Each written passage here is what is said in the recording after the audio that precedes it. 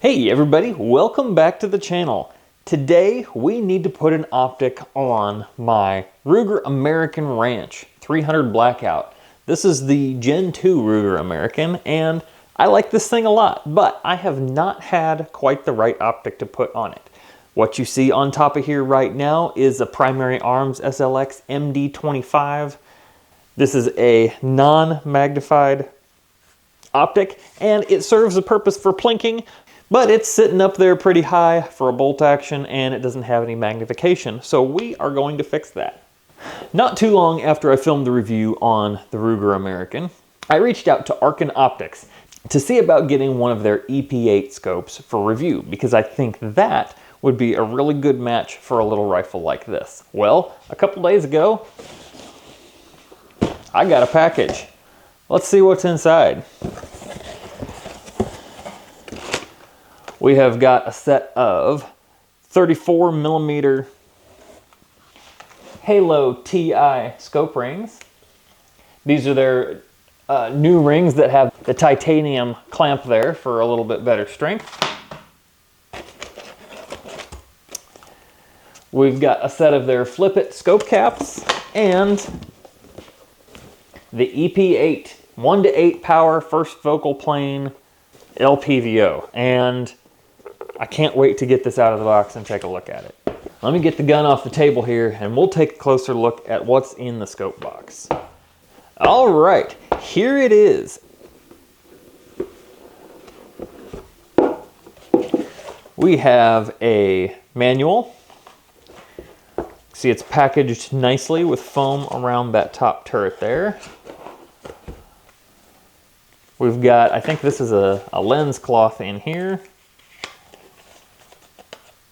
Yep, lens cloth and an Allen key. A decal. And the scope itself. Oh, looks like there's one other small decal and the little throw lever. I'm glad that they included this.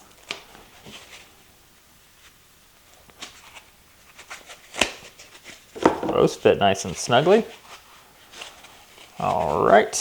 So we've got the standard bikini cover there and the little warning not to torque past 18 inch-pounds. All right, my first impressions, I've never had a scope that had a 34mm tube before, and this thing is a little chunky. That's not a bad thing. Let's get this cover out of the way. And check this out. Okay. Well, that's really nice. The throw on the magnification ring is firm, but it's not stiff whatsoever, and it doesn't stick. It just glides smoothly through its range. Let's throw that little aluminum throw lever on there.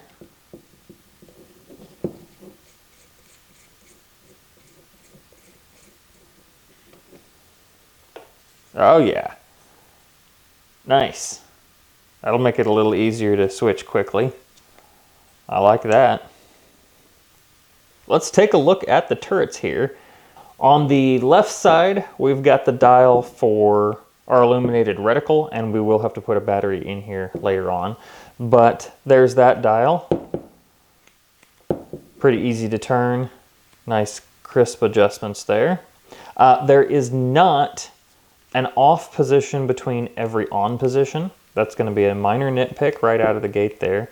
I always like to see an off between every on so you can quickly go between on and off and keep your brightness setting. But anyway, yep, that's just minor. Both the top and the side cap are covered there and they are pretty big. And popping those off, we have marked finger adjustable turrets for both elevation and windage. And I'll get my microphone down here so you can hear it.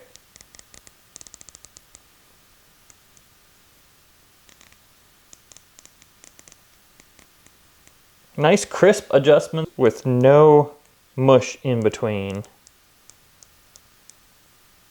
on both the elevation and the windage turret. That's great. And it looks like you could probably even leave these off if you were shooting at a little bit further distance or something.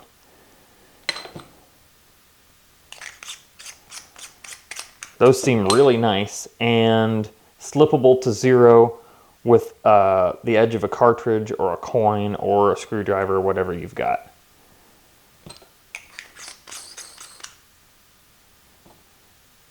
Okay, let's get some first impressions of the reticle here. And I'm at 1x. All right, that big circle is really nice, and I can certainly see the center black part even with no illumination on. And it looks like I get a decent eye box there. Now that's going to be a whole lot easier to tell once we get it on the rifle, so we'll do more looking into that in a little bit, but that's looking really nice. Throw it to 2x and I can see that center a whole lot more clearly. My eye box shrinks up just a little bit, but that's to be expected. Nice clear image, at least here in the shop. Again, we'll get this outside and actually look through it at a longer distance in just a little bit. All right, let's talk about these Halo TI rings that it came with. I reached out to Arken and asked them really what the difference is between these rings and their previous rings that were all aluminum, besides, of course, the little silver part here. On the website, it says that they're made with a blend of aluminum and titanium or some similar language to that. So I wanted to make sure what parts of the ring exactly were titanium, and it is exactly what it looks like. This side of the clamp on each ring is titanium and the rest is aluminum. They say that helps resist cracking and improves strength, and I guess they're discontinuing the all aluminum rings, so this is all that they will have.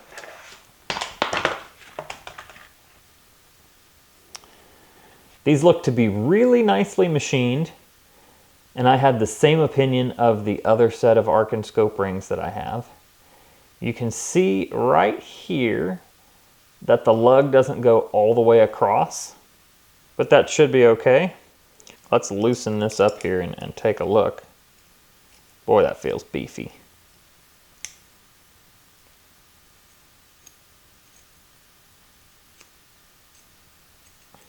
Okay, that lug goes all the way to this edge of the aluminum part and stops about there. I don't see any reason that should cause a problem.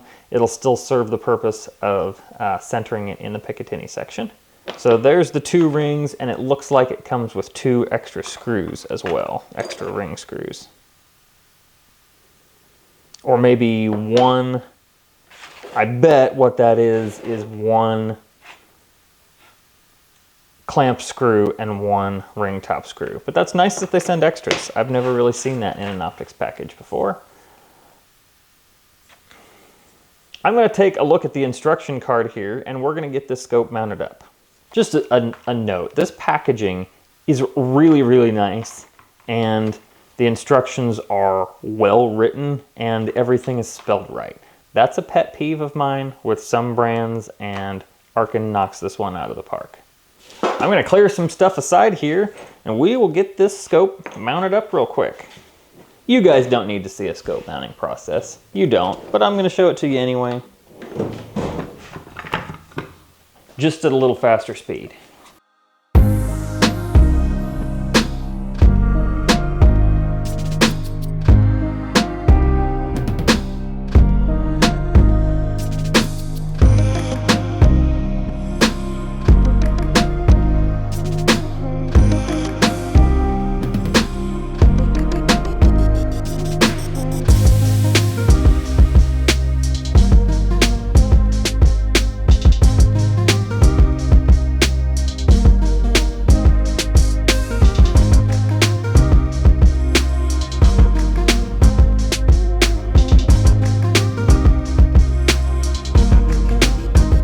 All right, and there we have it. A mounted scope. We are ready to get outside and take a better look through this optic. All right, folks, we're out here on the range, not to do any shooting, but to take a look through the EP8 scope. I want to see if I can give you guys a little bit of an idea of what it looks like through the glass. I have tried to put the camera on a tripod, but I couldn't get it close enough up in there with the tripod on, so I'm gonna hold the camera and try my best. All right, guys, obviously it's gonna look a little bit different through the camera than looking through the scope itself, but hopefully this gives you a little bit of an idea. We are currently on 1 power, so no magnification, and you can see that there's the scene down there without the scope. There's the scene through the scope. It is pretty close to a true 1 power, and that's great. Let's flip on the illumination here. I'm gonna go, there's all the way to the highest setting, setting 9. You can see it's not super bright, but bright enough. We're going to be looking at targets through the scope. There is a full-size IPSC brown cardboard target at 100 yards and an orange self-healing type target at 50. I'm gonna try to keep everything lined up, and we'll go up to 2 power here. You can see that it is first focal plane. I will turn the illumination off just to eliminate any glare that we get from that.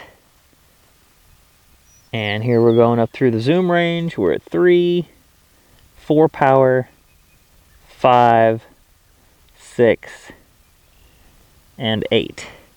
All right, I wasn't quite centered, and you can tell the eye box back here gets a whole lot smaller when it's on a higher magnification, and you have to be in exactly the right spot to see through the scope.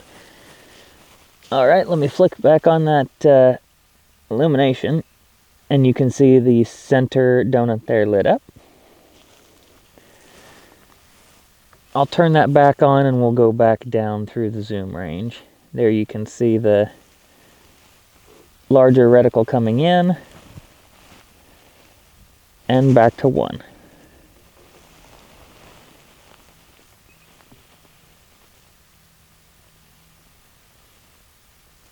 All right, and there you have it. All right, folks, so there is a quick overview of the Arken EP8. I am really glad to have the scope. I think it is the perfect pairing for this 300 blackout bolt action. It seems to have really good quality glass, really nice adjustments. I like that they included the throw lever, and when you unscrew these are actual usable finger adjustable turrets. That's great. There are a couple small nitpicks that I have, and that is the illumination ring not having an off position between every brightness setting. The illumination doesn't seem to be extremely bright.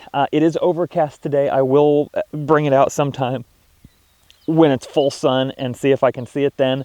But the main purpose of the illumination is for when the light is low anyway, so that's not a huge deal.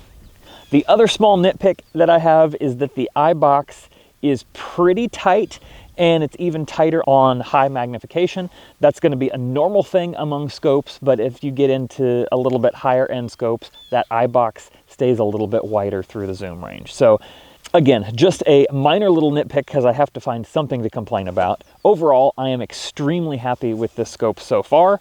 I will be doing a range video later on with this where we actually get out and shoot the 300 blackout from multiple positions and see how it is to adjust and shoot from different positions and that sort of thing.